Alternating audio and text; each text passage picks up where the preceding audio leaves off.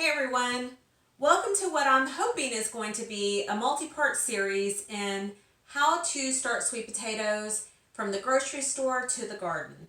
Um, these are sweet potatoes that we purchased here locally. This is a Japanese sweet potato. They're hard to find locally and even non-locally. We've gone to the bigger cities and it's still hard to find them. I'm not sure how we stumbled across them, except that we just saw them here at our grocery store and we're like, hey, those are different colored, more expensive sweet potatoes. Let's try those. But then I told people how good they are. And so instead of there being like a little surplus there at the store that we could go get every now and then, now they tend to sell out, and it's even harder for us to find them when they're in stock. Uh, so I don't like being dependent on the grocery store having them in stock. It's we go through a lot of dry spells where we don't have them, and we'll buy regular sweet potatoes also. This is a regular, and you can kind of see the Japanese is much darker in color, and while a regular sweet potato has an orange flesh, uh, the Japanese sweet potato has a white flesh. So um, we buy regular sweet potatoes also. But I was in the grocery store yesterday and I saw that they had gotten a new shipment in. And there weren't very many. I probably, let's see, we ate a couple last night. I probably bought more than half of what they had in stock. And I feel bad when I do that because, of course, I pick the good ones. And I feel bad for the other people who are wanting to have them because usually we've asked the produce manager, like, hey, when are you getting a next shipment of Japanese sweet potatoes in? Because we try to get there when they come in so we can buy them. So I have a little bit of guilt about that, but I like them, so I don't feel too guilty. So I thought this year it was coming up on sweet potato season, and I thought, well, I garden. I've never done sweet potatoes, but maybe I can do it. I'm not sure. So I thought I would just buy some and try to root them here at home.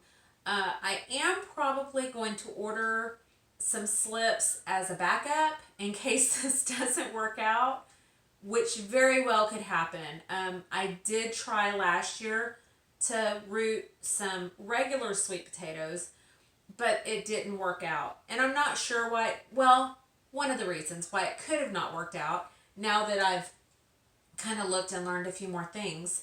So the sweet potato has a top and a bottom. The tip is the pointed end, the bottom is the rounded end. Apparently, when you root a sweet potato, you want to put the bottom half down in the water. And that's where the slips, so you'll start growing roots and the slips will grow from that. When I say slips, if you've never heard that term before, it's just a fancy word for shoots. So it'll root, and then little shoots of the sweet potato vine will start growing from that as well. So we'll see. As I was looking, the method that is most commonly used is one that I was very familiar with. Was the method that my mom used to use. We grew up always with plants rooting up in the windowsill, and this was her favorite method. And I know she did sweet potatoes, but I didn't. It's something you just don't pay attention when you're younger. I wish I had. Um, but she would have sweet potatoes because she liked sweet potato vine. We grew up in the city. It wasn't anything close to wanting to grow our own vegetables back then, but she liked porch plants, and so she would root them and get the vines and grow the vines. So she would do those and avocado seeds. So we always had those going. So I used the same method, which was the one recommended.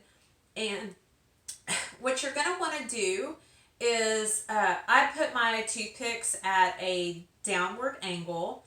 This is the half that's going to go in the water. You want 50% or more of the potato to be sitting down in the water. And so you just take that, and I already refilled my jar. But it's going to soak up that water, and the water is going to lose some of the, it's going to get dirty or slimy. I'm going to dump these out probably about every 3 days, and refill them. And me personally, I like to use dechlorinated water. Rainwater is best, but if I have to use it from the tap, I usually leave my watering can, my small one, in here for my plants inside, and I keep it filled, and I let it sit out for at least 24 hours, to let the chlorine leave the water. So I'll use that, and hopefully this is going to be a success story. I'm not sure. And then if these actually work, and they do root, I have no idea what I'm going to do next. Well, I do. There's this whole thing that I plan on doing, a no-dig sweet potato patch. But we'll see. This is going to be all new for us. We've never done sweet potatoes. We did potatoes one time when my boys were small, which they're super grown now, and I convinced them the very first year to go on a treasure hunt, and that only lasted one season. They never fell for it again, and I knew better than to try. And I can't dig potatoes with my back, so I'm gonna try the Ruth Stout method. And so we'll see. And then if that works, I have no idea where I'm going to store pounds and pounds and pounds of potatoes. So that will come later as well. So we'll see. Fingers crossed. Hopefully this will be a success, and I'll keep you posted. And we'll just follow the progress. And hopefully in a couple of months we'll have some good slips to go put in the garden. So until then.